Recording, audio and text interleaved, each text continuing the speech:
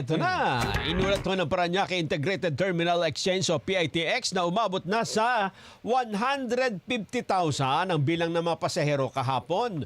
Nahigitan po nito ang inaasahang bugso o dami ng pasahero na pabalik ng Maynila na nasa 140,000 foot traffic. Tinataya namang nasa 170,000 ang pasaherong pauwi ngayong araw. Ang dami. Ayan o. Nasahan natin yan simula umaga hanggang hapon. Nasahan din natin na 160,000 to 170,000 ang makikita nating passenger influx tomorrow. Sa kabila naman ng dami ng pasahero, wala namang dapat ikabahala dahil hanggang November 10 ang special permit para sa karagdagang bumabiyahing unit. Sa tala po ng pamunuan mula October 28, pumalo sa 1,000,000 ang bilang ng foot traffic hanggang November 2 nitong nakarang kasagsagan ng long weekend.